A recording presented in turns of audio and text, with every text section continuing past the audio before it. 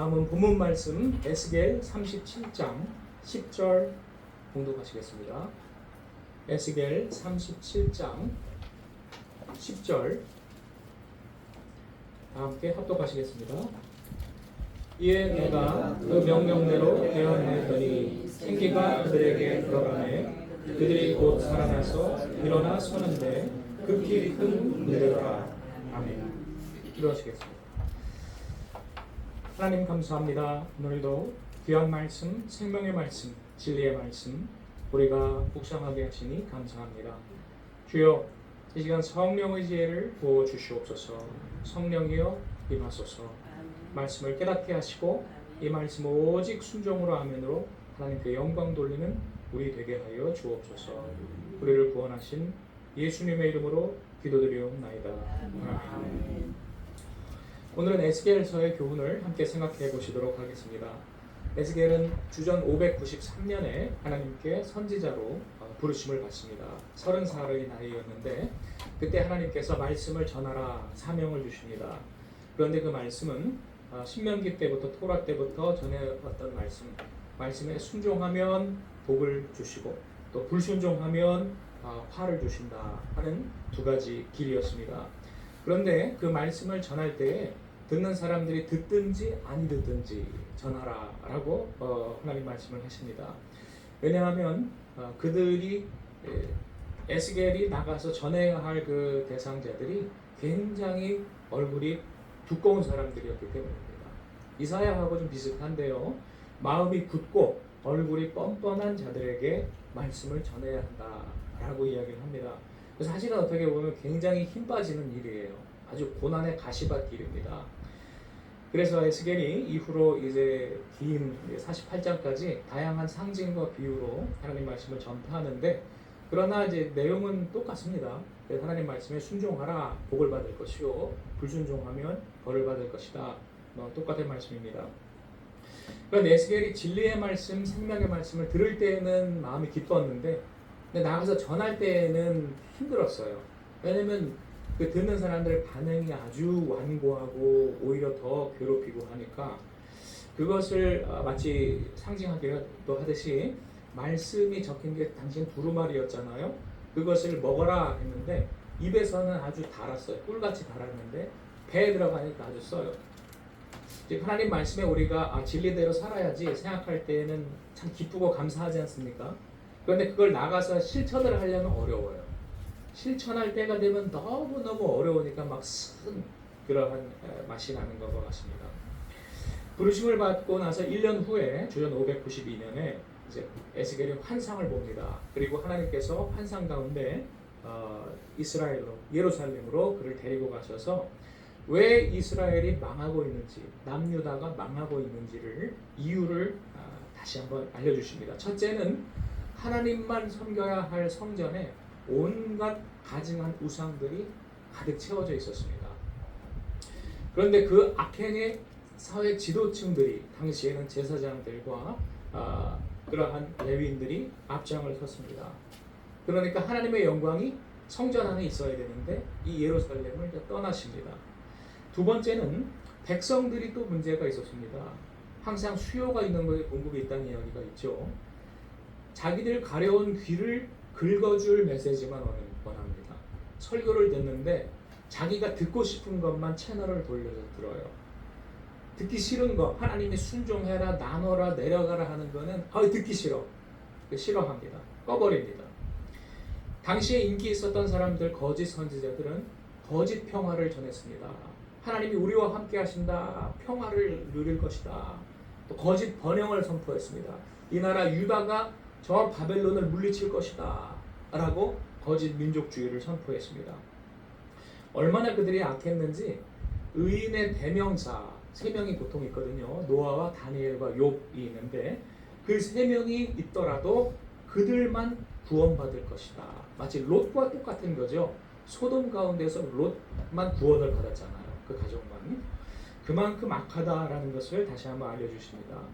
그 다음에 이 백성들이 하나님을 버리고 물을 저축지 못할 터진 웅덩이를 팝니다. 생수의 근원인 하나님을 버리고 물을 저축지 못할 터진 웅덩이를 파는데 헛된 외교에 힘을 씁니다. 이제 에스겔서에는 여러 상징과 비유들이 많이 나오지만 그 중에 대표적인 것이 독수리의 비유가 있죠. 큰 독수리가 이 이스라엘에서 백향목 가지를 쑥 뽑아다가 그것을 바벨론으로 옮겨 심습니다. 그리고 원래 심어져 있었던 그 유다에는 이제 저급한 품질이 낮은 포도나무로 다시 심습니다. 그런데 그 포도나무가 자기를 심어주는 바벨론을 싫어하게 되고 그래서 작은 독수리를 좋아합니다. 그러자 큰 독수리가 화가 나서 이제 와서 그 포도나무를 이제 징벌을 하는 그러한 비유입니다. 이 내용은 바벨론 왕이 이제 여호야긴 왕을 잡아가고 그리고 시드기야 왕으로 대체했는데 그 시드기야가 자기를 왕으로 세운 바벨론을 배반을 하고 이집트와 동맹을 맺는다는 이야기입니다. 그러나 나중에 바벨론이 다시 와서 느부갓네살이 이 유다를 정벌한다는 내용이지요. 그 다음에 에스겔이 보니까 심판의 천사들이 때가 되매 이 예루살렘에 오는데 그때 악인들을 다 죽입니다. 그런데 악인들은 심판하고 죽이는데 의인들은 살려줍니다. 그 의인들이 누구냐? 이 이마와 손에 하나님의 표, 타우를 가진 자는 하나님이 건너뛰신다, 살려주신다 하는 것을 봅니다. 그 다음에 하나님이 이 이스라엘의 남유다에 기회를 주셔요. 그래서 새 언약을 다시 주십니다. 너희가 옛 언약은 깼지만 새 언약을 다시 지키면 복을 받을 것이다. 그랬는데 그 새 언약은 자기 동족 이스라엘을 해방시켜 주는 거였어요. 그러니까 일단 자기들이 살아야 되니까 급한 위기니까 하겠습니다 라고 아멘 했는데 노예를 풀어줬다가 다 아시죠? 불편하니까 금방 며칠 안 돼가지고 다 잡아들여 버립니다. 내가 이거 다 가진 굳은 일들을 하려니까 너무 힘들어 안 되겠다. 새 언약이고 뭐고 그냥 나 편한 대로 살자.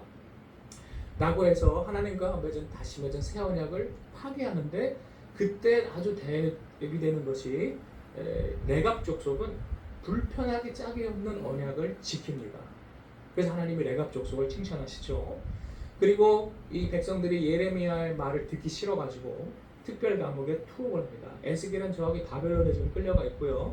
예레미야는 아직 남아 있습니다. 망하기 지금 몇 년 전입니다.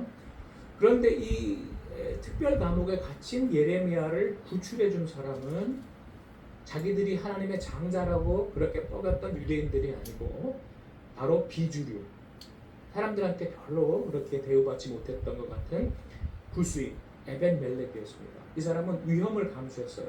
당시 주류, 권력을 가진 사람들의 눈에 벗어날 거라는 위험이 있었는데도 이 사람이 생명을 구하는 어떻게 보면 위험한 일을 한 것이죠. 예레미야를 꺼내줍니다. 여기서 우리가 잠깐 볼 수 있는 것은 레갑 족속은 불편을 감수했죠. 에벤멜렉은 위험을 감수했죠. 하나님과의 언약을 실천하는 것은요, 불편을 감수하는 것이고 위험을 감수하는 겁니다. 하나님과의 언약은 이웃을 사랑하라는 내용이죠. 이웃을 사랑하는 것은 불편합니다. 때로는 위험하기도 합니다. 그러나 그것을 감수하는 것입니다. 우리 선교사 이야기들 많이 하는데 불편하게 짝이 없는 조선으로 왜 왔습니까? 와서 병 걸려서 죽기 딱 좋은 이 오지로 왜 왔습니까? 하나님과의 사랑하라는 그 언약을 지키기 위해서 온 것입니다. 그리고 성경에서 참 주인공은 요란한 사람들이 아니었습니다. 레갑 족속이나 에벤멜렉이나 평범해 보였던 그러나 신실한 사람들이 주인공입니다. 그 다음 마치 큰 독수리가 다시 온 것처럼 주전 589년에 바벨론의 느부갓네살이 이것들 안 되겠다라고 해서 이제 대군을 이끌고 와서 유다의 예루살렘 성을 포위합니다. 그리고 3년간의 공성전 끝에 주전 586년 7월 15일에 여러 선지자들이 반복해서 예언했던 것처럼 예루살렘이 함락되고 성전은 파괴되고 그들은 포로로 끌려갑니다. 그리고 나서 한 6개월 후인 주전 585년 초에 이제 예루살렘에 함락됐다는 소식이 저 바벨론에 포로로 끌려갔던 사람들에게도 알려졌어요. 오늘날처럼 무슨 전화가 있는 것도 아니고 TV가 있는 것도 아니니까 소식이 늦게 전해졌겠죠. 6개월 후에 전해졌는데 바벨론에 포로로 끌려가 있던 에스겔 같은 사람들, 그 유다인들이 고국 유다가 완전히 멸망했다. 성전이 완전히 불타없어졌다라는 것을 듣습니다. 그때 에스겔이 말하는 유명한 내용이 에스겔 33장에 내가 파수꾼으로서 계속 이야기했지 않았느냐. 선지자들이 계속 그걸 이야기했지 않았느냐. 그러나 너희가 완고하여 그 말씀을 듣지 않았고 그러므로 그대로 이루어졌다라고 이야기를 합니다. 그러면서 소망을 이야기를 합니다. 선지서를 보면 항상 하나님의 심판과 함께 소망을 이야기해 줍니다. 우리 눈으로 보기에는 다 벌받고 망해서 끝난 것 같은데 하나님은 그루터기 남은 것을 통해서 새 나라를 이루실 것을 소망을 주십니다. 첫 번째, 에스겔은 참 목자를 보내주실 것이다 라고 이야기합니다. 이 당시에 구약에 목자라고 써 있는 것은요, 지도자, 왕을 상징합니다. 인류가 기다리던 참 지도자, 구원자, 메시아, 그리스도가 오실 것이다. 그 다음 그가 오시면 마른 뼈가 큰 군대가 될 것이다. 아무런 소망도 없는 그러한 마른 뼈가 큰 일을 할 수 있는 군대와 일꾼이 될 것이다. 그런데 그것은 생기가 들어갈 때 됩니다. 성령이 임하실 때 됩니다. 그 다음 하나님을 대적했던 자가 심판을 받을 것을 예언하는데 에스겔 38장 39장에서는 곡과 마곡이라는 단어가 나옵니다. 이것은 하나님을 대적하는 자의 상징으로 보시면 됩니다. 그래서 요한계시록에 보면 이 곡과 마곡이 다시 나오죠. 그리고 이제 뭐 짐승, 하나님을 대적하는 그러한 존재가 나옵니다. 그것이 심판받을 것이다. 그리고 하나님이 그 백성들을 고향으로, 고토와 고국으로 돌려보내실 것이다. 무덤에서 나와서 고향으로 돌아간다. 여기서 무덤은 바벨론이고 고향은 이스라엘로 우리가 이해할 수가 있죠. 그러나 더 나아가면 우리가 돌아갈 고향은 어디냐? 우리의 저 전라도 경상도가 아닙니다. 이 한국이고 미국이고 일본이고 중국이 아닙니다. 하나님 나라를 말하죠. 성도의 고향은 하나님 나라, 천국, 새하늘과 새 땅입니다. 그곳을 하나님이 우리에게 주실 것을 말하는 것입니다. 그래서 새 성전의 환상이 결론부에 길게 40장에서 48장까지 나옵니다.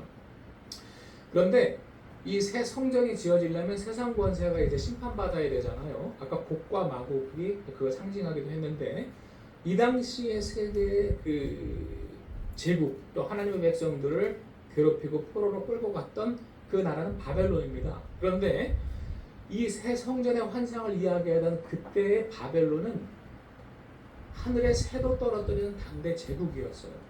그때가 언제냐면 바벨론의 최전성기였습니다. 주전 572년에 그러니까 남유다가 이제 멸망하고 나서 14년 후에 오늘날 이제 레바논에 보면 해안에 그 두로라는 그러한 나라가 있어요.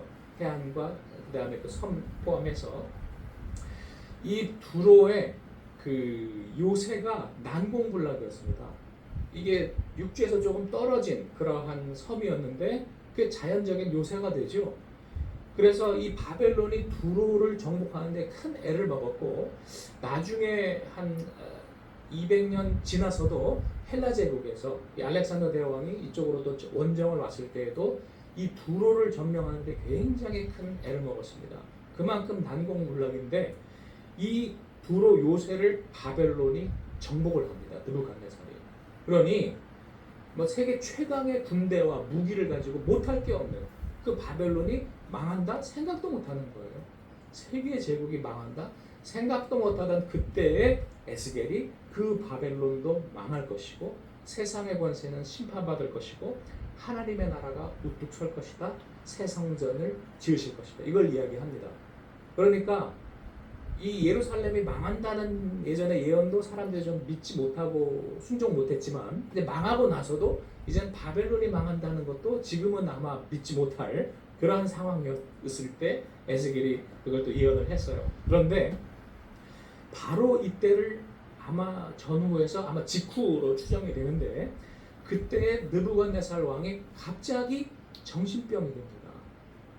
이제 우광병이라고 해서 자기를 소처럼 생각하는 병입니다. 그래서 빨가벗고 숲속으로 돌아다니면서 풀 뜯어먹고 사는 거예요.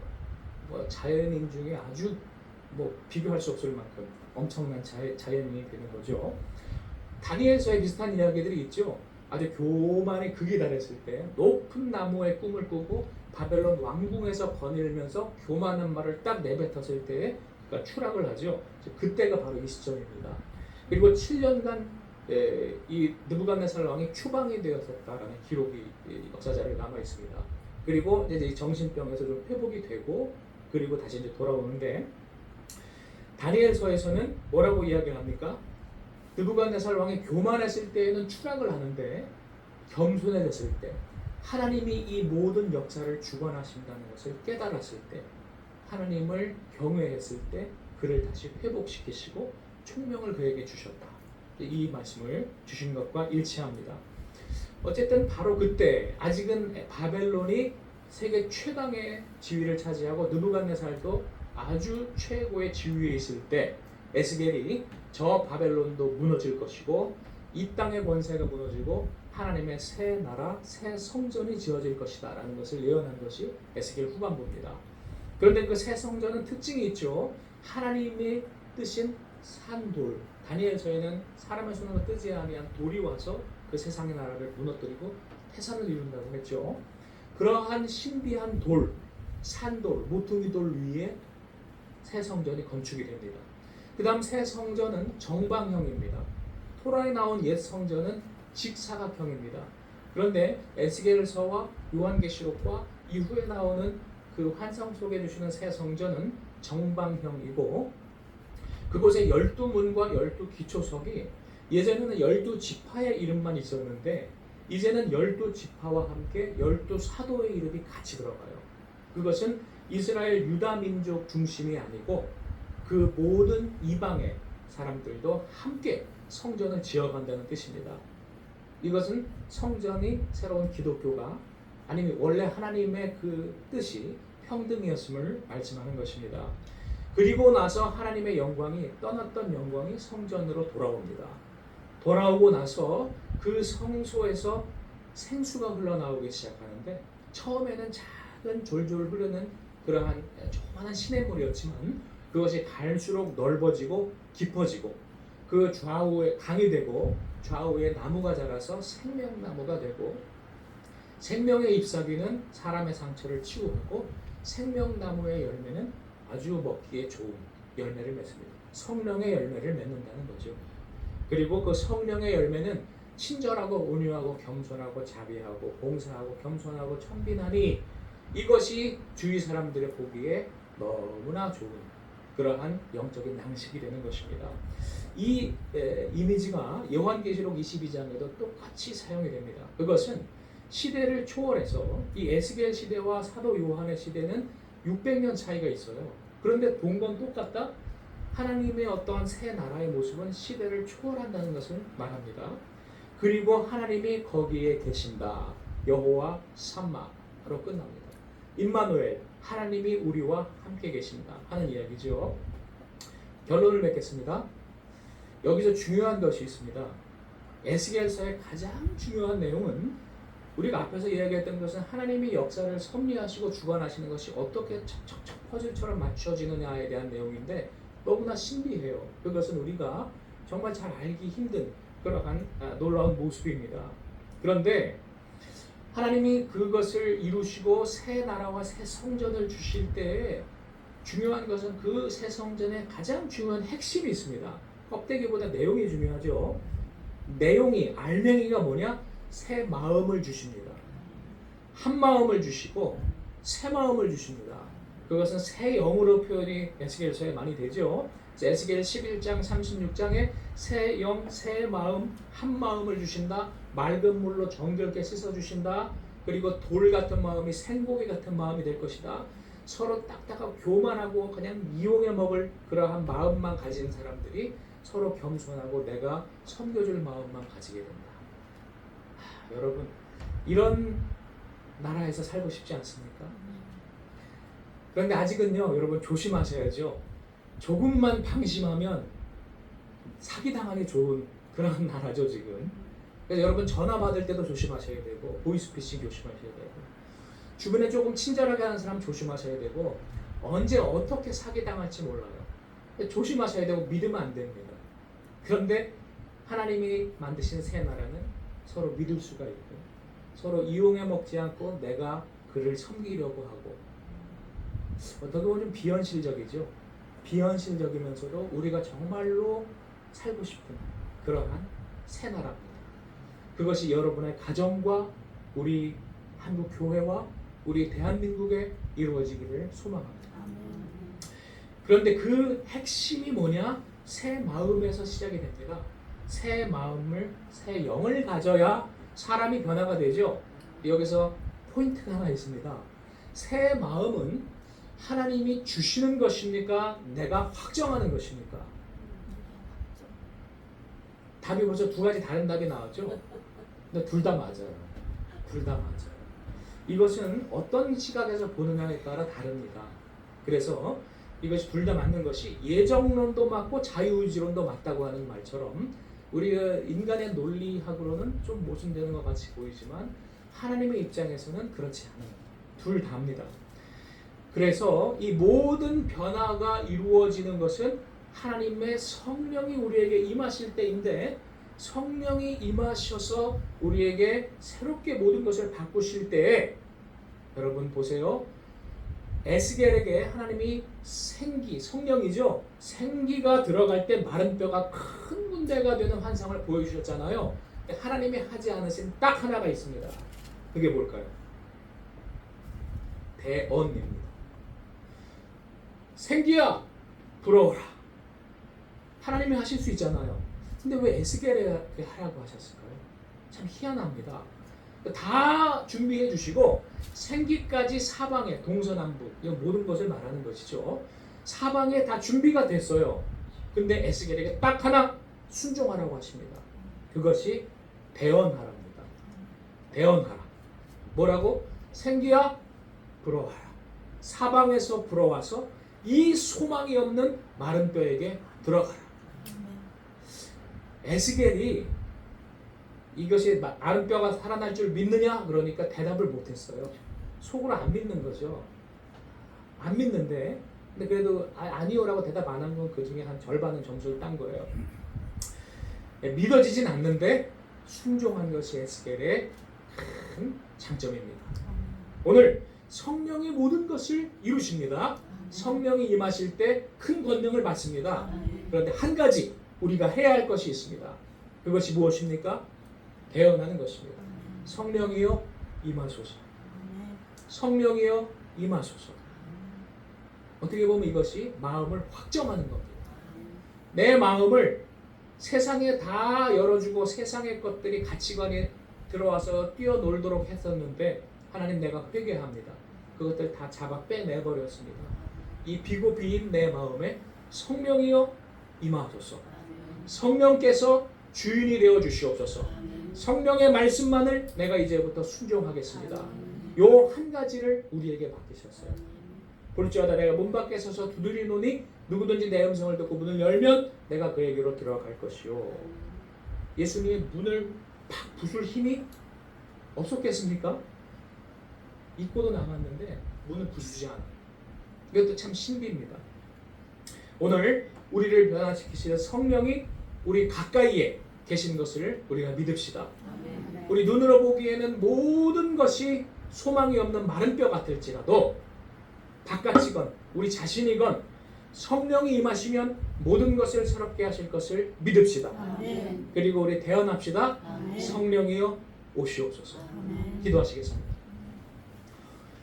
우리에게 모든 변화를 또한 준비해 주시고 하나님이 역사를 주관하시는 전능자이심을 가르쳐 주신 하나님, 오늘 에스겔의 순종과 같이 우리가 주님께 순종합니다. 주님, 우리의 마음을 확정합니다.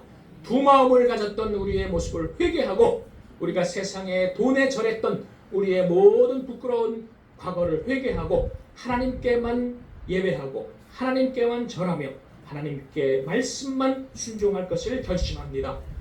성령이여 이 시간 우리의 열린 문으로 들어와 주시옵소서. 성령이여 이 시간 우리의 비고비인 마음에 들어오시옵소서. 우리의 마음의 왕이 되어 주시고 왕좌에 앉아 주시고 우리에게 말씀하시옵소서. 우리가 순종하리이다.